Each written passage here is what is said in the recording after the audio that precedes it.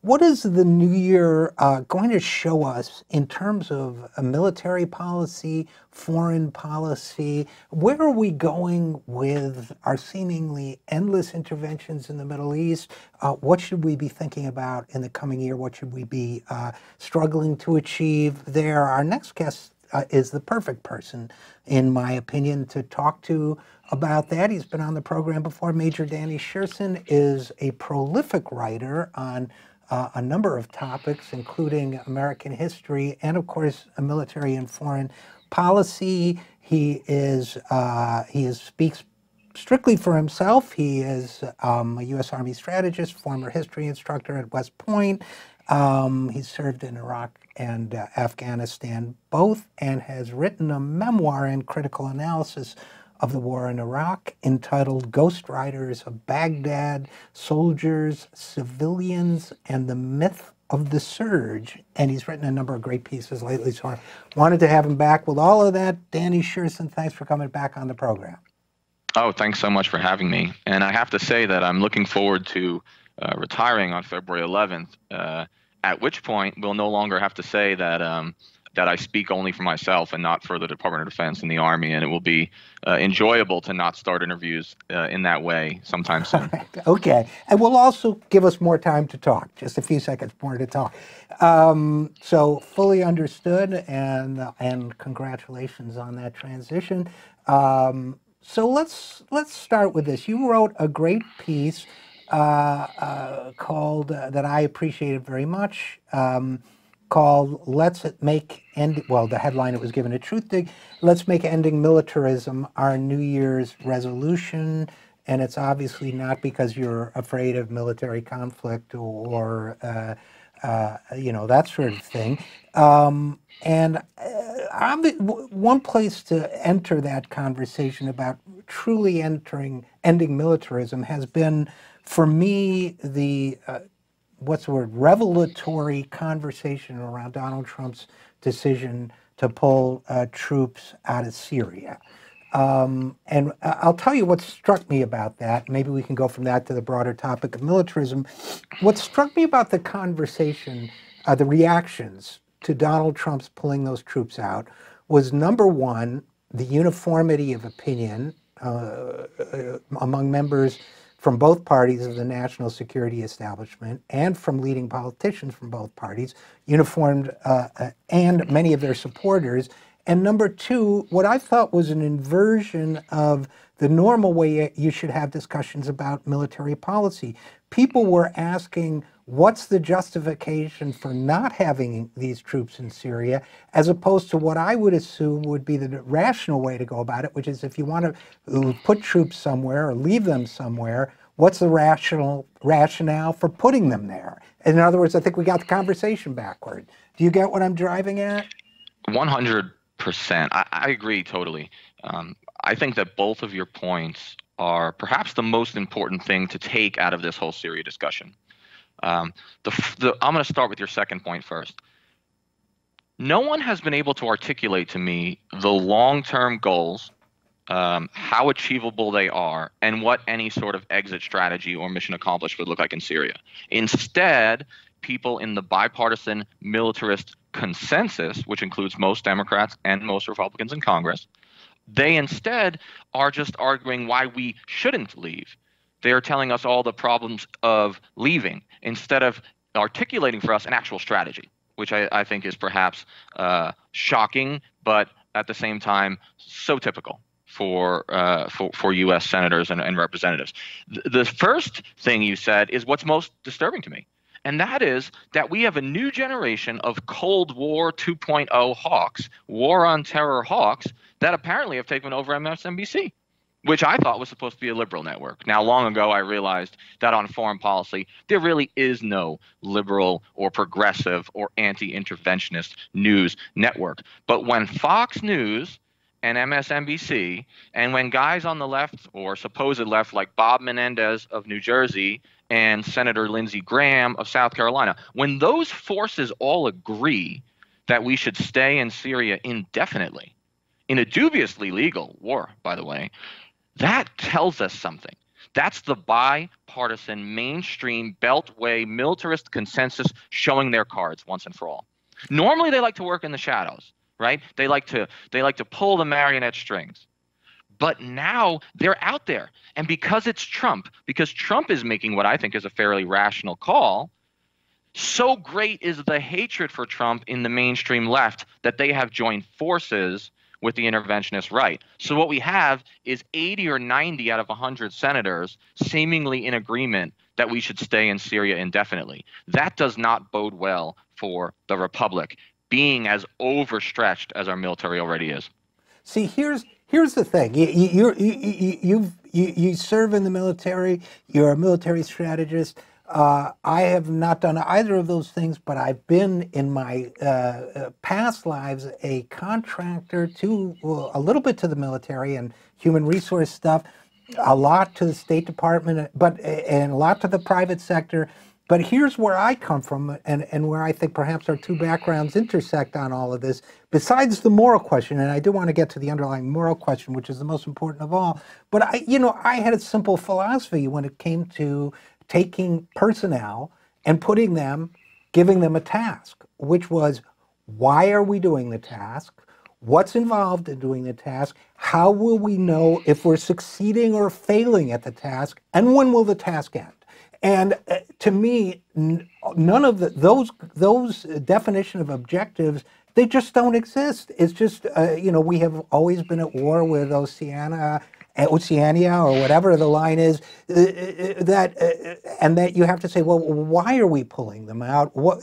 So that's an argument that can never be won. So I guess in terms of your other point, Danny Sjursen, important one, I think a lot of the unanimity is driven by hatred of Trump, which I think leads people on the liberal side of the spectrum to not think through the implications of what they're saying. But I also think we have a Democratic as well as a Republican national security establishment that agrees with the other party much more than they agree with, I would argue, the American people on what we ought to be doing militarily.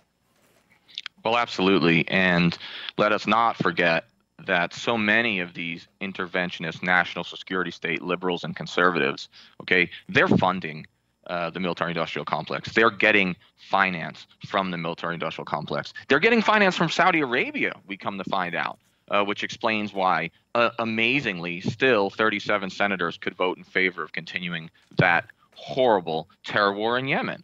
We found out that almost everyone who voted against ending the war in Yemen, for example, was receiving money from Saudi Arabia. So there are a lot of forces at work here. Militarism, in the broader sense, is one of the most intractable problems in the United States today. Tearing it down, even just weakening the national security state, the forever war state, right, as Orwell would call it, is extraordinarily difficult because the system is rigged in its favor. Let us not forget, the United States is only partially a democracy, okay? It is not very responsive to the will of the people because, and how do we know this? Well, first of all, we have a Senate and an electoral college, but how do we know this? Most polls show that the American people are actually not on board with all this interventionism. They actually kind of support Trump's earthy common sense / whatever you want to call his sort of ad hoc foreign policy, right? They're mostly anti-interventionist, but the polling doesn't actually influence the representatives for a lot of reasons, just one of which is that the military-industrial complex, the arms dealers, the merchants of death, have very carefully placed job-creating industry jobs throughout every single congressional district. So you can't make an F-35 fighter plane without 40 different states being given some sort of infusion of cash. And it's socialism of the highest order. It's just state socialism. I absolutely agree. And so, and how can people take that sort of inchoate frustration with our endless military system and give voice to it if there are no voices out there speaking for them? They're certainly not going to find it, at least at this point, in the present political system, and that includes some of the, progressive heroes on other issues, at least to my way of thinking. they're not going to be the ones. They're not going to do it for exactly some of the reasons that you define, and perhaps for some cultural reasons as well. Now, what I get a lot of times as pushback among progressives for Syria specifically is the well-being of the Kurds, and it's true that the United States has betrayed the Kurds on multiple occasions, but I would argue that 2,000 troops in Syria are not going to determine the fate of the Kurds, that if we really wanted to protect the Kurdish people, we would be initiating diplomacy to protect them. But I don't know. Do you have thoughts about that? I do. The one thing that causes me to question my own policies on Syria, and as you know, I've written that we should leave Syria for about 2 years now. Okay, so I'm pleased with the Trump decision, although it does appear he may be backtracking, which I suppose should not be surprising, given the way this administration tends to formulate policy. But the Kurdish issue is one that I am sympathetic to. I often say, how can I defend the children of Yemen, right, so vociferously and then not support, right, Kurdish autonomy? I mean, after all, the Kurds were sold out by Kissinger in the 70s, by Bush the father in the early 90s, and then on to arguably today. But I also find it intellectually sort of obtuse for this bipartisan militarist consensus to suddenly care so much about the Kurds. Okay, you notice no one was speaking very much about the Kurds until this Trump decision. And none of the people who are saying we should stay have articulated what you said, which is, number one, how exactly 2,000 U.S. troops can, indefinitely maintain Kurdish autonomy.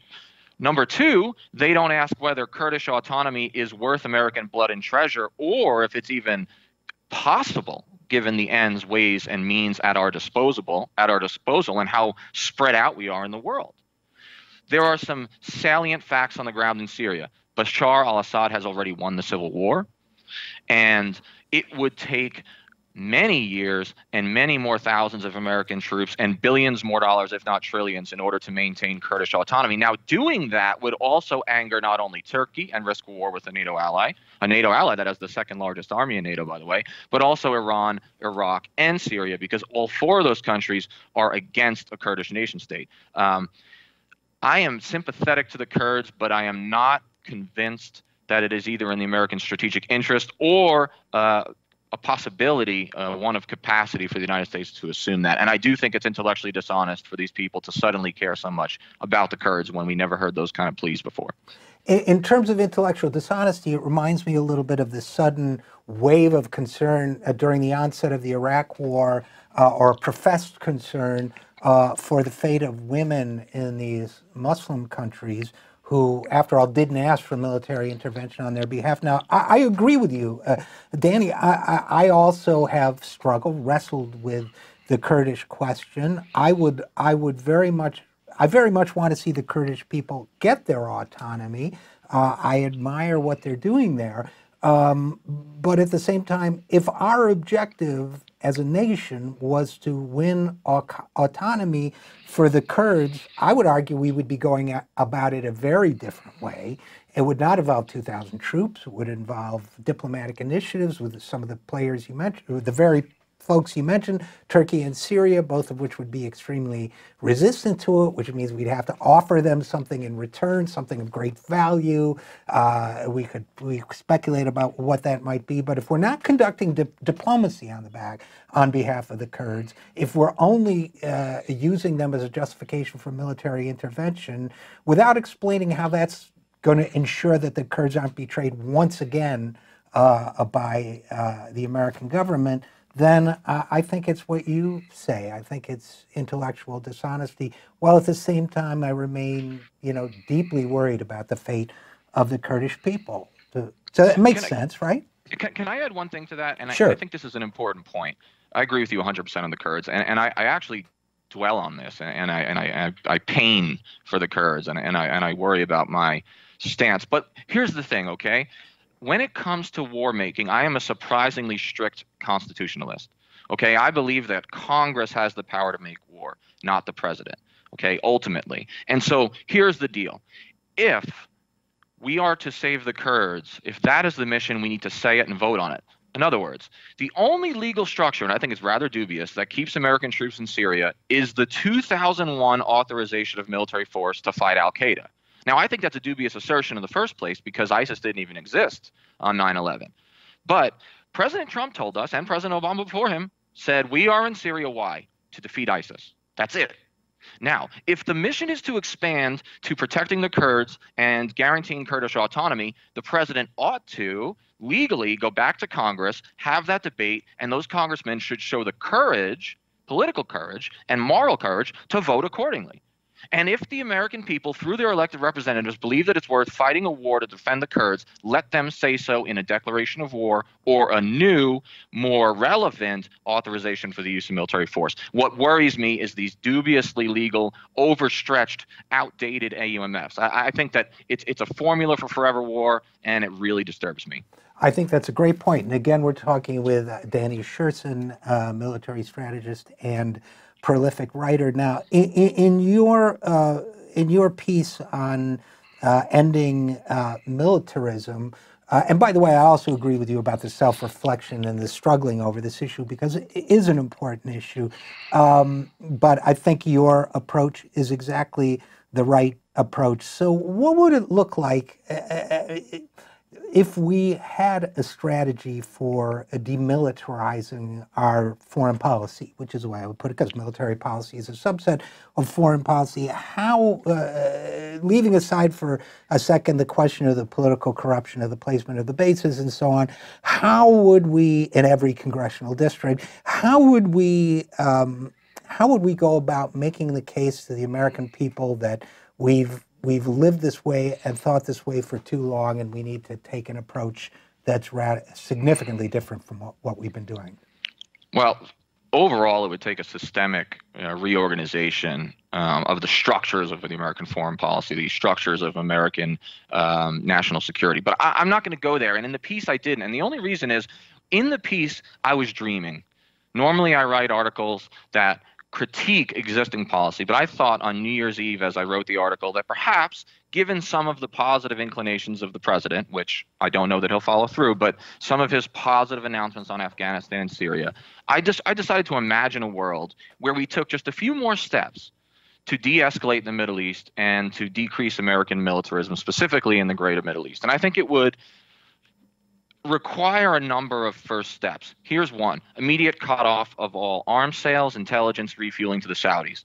Okay, until they end the war in Yemen, until they stop trying to push us into war with Iran, and until they fess up to their utterly ISIS-like Wahhabi ideology and authoritarianism at home, and in the killing, obviously, of the journalist Jamal Khashoggi. It would require restructuring our relationship with Israel. If we're going to regain any credibility on the so-called Arab street or in the Islamic world, a major first step would be to, at the very least, tell Israel, you will not build any more illegal settlements. You will not continue to cut off and stranglehold Gaza, and you will work towards a two-state solution, which essentially Prime Minister Benjamin Netanyahu has taken off the table. It would require us to pull out of Syria and Afghanistan and accept military defeat strategically in those sites. And it would also require us to admit strategic defeat in Iraq and remove our troops from that country before what I fear happens, a third or a fourth iteration of an anti-American insurgency in Iraq. We saw after the Trump Christmas time visit to the troops in Iraq that politicians in Iraq on both sides of a divided parliament called for the removal of U.S. troops. So they don't want us there anymore, okay, by and large. We need to, as a first step, pull offshore into more of a balancing and containment strategy and less of an interventionist strategy. Only then can we begin the harder work of restructuring the entire national security state and military-industrial complex. Those are the things I'm dreaming about for 2019. I wish that New Year's resolution would make it out of January, unlike most people who resolve to go to the gym but are nowhere to be seen in February, which I fear is more likely. Yeah, I think you're probably right. And by the way, Danny Sjursen, I know I'm going to get flamed online for having a conversation with someone I agree with and seemingly nice things being said about Donald Trump. So I just want to make one or two, and I don't care, of course, but I mean, I do want to make one or 2 points about that. Number one is, I don't know if you saw it or if we've talked about it, but there was an interesting political science study done after the 2016 election showing that Trump did better than expected in Wisconsin towns that had higher than average Middle Eastern military casualties, number one. So the implication, it might require further testing, but the implication is that communities that have been hard hit by military losses voted significantly more for Trump than like communities, similar communities without those casualties, which suggests that Trump's stated position of, I don't know why we're in all these places fighting all these wars, may have actually been one of the things that made the difference, tip the scale in his favor. Now, we can agree that Trump is easily, or at least I would assert Trump is easily, and I think you would agree, that Trump is easily manipulated by all sorts of people, including people from the national security establishment. He appointed John Bolton, for crying out loud. So I think none of us are arguing that Trump's a great guy on this, but I think that he made a decision in terms of Syria, at least initially, that doesn't seem all that bad, and the arguments against it seem specious. I don't know. That's my summary of all of it. Sure. Does that make sense to you? It does, and let me be clear for the listeners. I mean, I've spent the greater part of 2 years critiquing the policies of Donald Trump, not the man. He's still my commander-in-chief. I'm under certain legal strictures not to be contemptuous, but I have been arguing vociferously against the policies of this president largely for 2 years.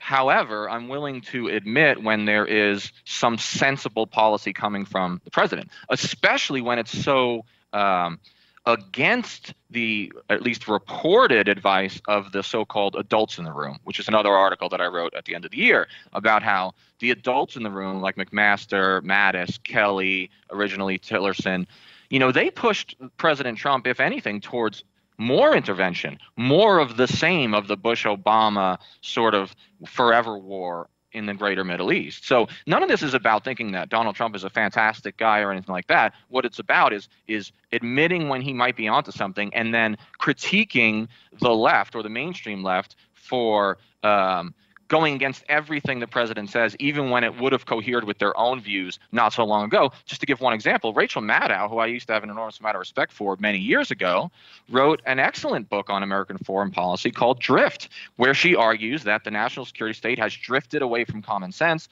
has overexerted itself, and needs to do less in the world. I thought it was an excellent thesis, well argued. Well, suddenly she's going against all of that in arguing for us to stay in Syria longer, stay in Afghanistan longer. And I believe it's all in the name of a hatred for the president, which can at times be irrational. But again, none of that says that this author or that, that this guest is, in love with the policies of Trump writ large, because that's certainly not the case. Well, I think that's exactly right. And I also think it's not just an irrational hatred of the president as an individual. And what I mean by that is he's treated as something uniquely awful outside the span of history, the spectrum of history, so that, and he is, I think, my opinions on Trump would get you in trouble. Okay. But all that being said, he is also the product of historical and other forces. He reflects his own party. He often acts the way other members of the national security establishment would have him act.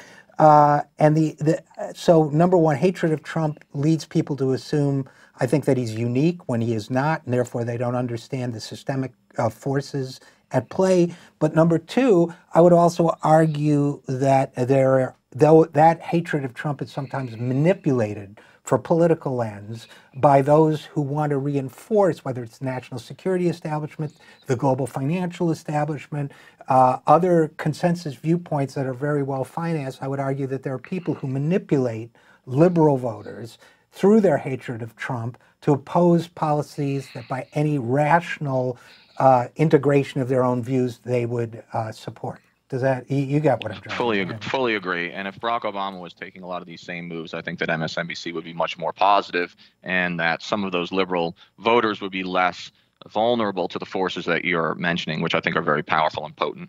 And it's also relevant to add that Barack Obama did not make these moves, which is one of the reasons why we have the problems we have today. So before I let you go, Danny Sjursen, I did want to talk a little bit. I loved your piece on Franklin D. Roosevelt. And earlier in the program, I quoted the number of strikes that were underway in 1934 alone, nearly 1,900, and mentioned, among other things, the fact 6 million workers joined unions during the first 8 years of his presidency. Clubs were formed to expand Social Security. I really thought your piece on FDR was very well nuanced, and you know, I have my own thoughts, obviously, but without asking you, I'm trying not to be unfair, but you know, sort of your bird's eye view of Franklin D. Roosevelt.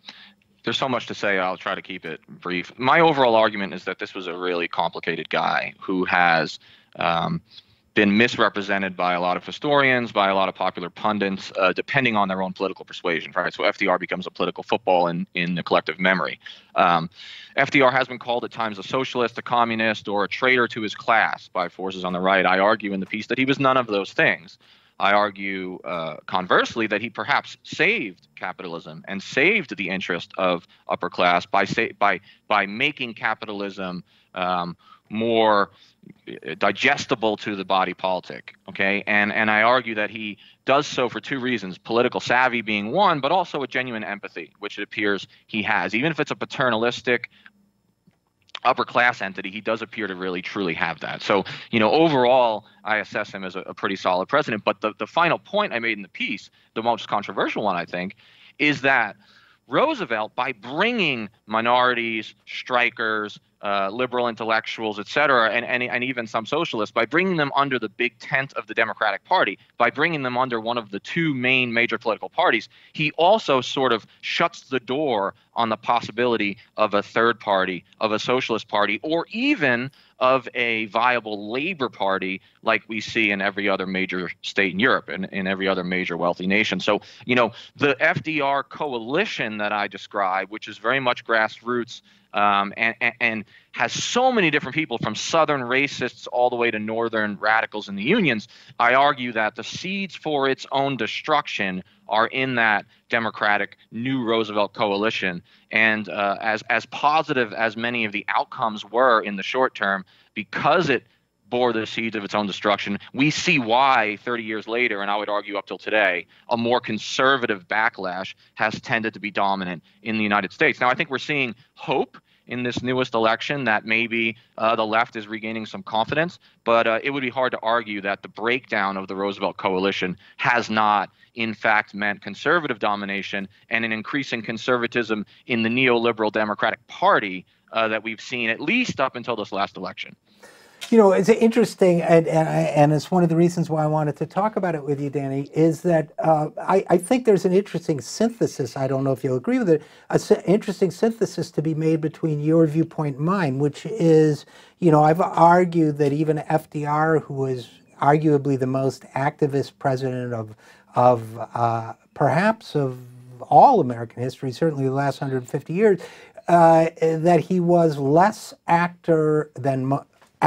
agency, you know, with agency than most people think, and more acted upon than most people think, even that his supporters, which is why I mentioned the many strikes, the many clubs organized to promote Social Security, the many other things that were many other forms of organization. If you take that viewpoint of FDR as responder rather than agent, and your viewpoint that he created this umbrella, was able to bring in, some would say co-opt, to use the language of the 1960s left, many of the independent forces, that he was able to subsume them in the Democratic Party, led to perhaps some of the paralysis we see even today, where loyalty to the Democratic Party among people who hold sometimes very progressive ideas overrides their willingness to challenge the Democratic Party from the left on certain ideas. Does that make sense to you? It makes total sense, and I would agree with you that there is a significant grassroots movement that's pushing FDR sometimes left, sometimes right, throughout his administration. He is definitely acted upon, and we should never subscribe to the great man view of history that only presidents make decisions. No. Radical labor unions in the CIO and radical demagogues like Huey Long are calling for a redistribution of wealth and a breakdown of capitalism. And those forces actually push FDR to the left for fear that if he does not move left, the system will break down. And then at the same time, the bigots in his Southern Democratic wing of the party, which is the most dominant wing of the Democratic Party in the 1930s, they conversely push him increasingly to the right. So we have an FDR who is not willing to come out in favor of anti-lynching legislation for fear that the Southern Democrats would bolt to the Republicans, which of course they eventually do in the 1960s in response to civil rights. So I think that our views are very much in line and that they complement each other quite well. And I think it's also important when viewing Roosevelt's history or any politician's history. I literally almost got in a fist fight with a Democratic strategist who wanted to punch me out for saying this. Good luck to him. That politicians in many ways are Pavlovian creatures, and that I think that they love positive feedback, they hate negative feedback. And I think that Roosevelt, to a certain extent, when he started adopting that fiery left rhetoric, you know, the banks hate me and I welcome their hatred, he got rousing cheers, and I think that made him feel good. And I think that that positive feedback loop forced him into, not forced him, but led him into becoming more and more populist in certain ways. Certainly he was a great speaker, great rhetorician. And as you say, the Southern Democrats forced him in the other direction. But one of the most fascinating of all presidents, in my view. Definitely one of the most fascinating, probably one of the more successful, if we're fair.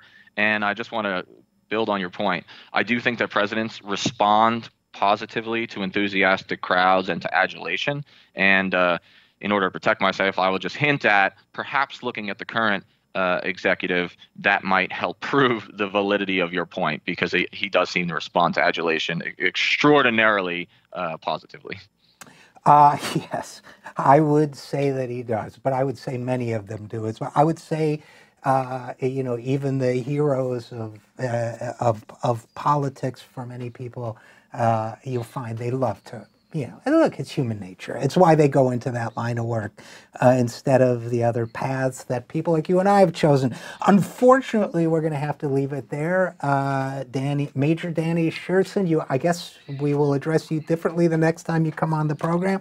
But thanks for writing this great material, and I love reading it. And thanks as always for coming on the program. No, thanks for having me. I'm always glad to do it. And yeah, hopefully next time we're on the show, we'll be able to skip the intro and jump right into politics and foreign policy. That'll be fun. I look forward to it.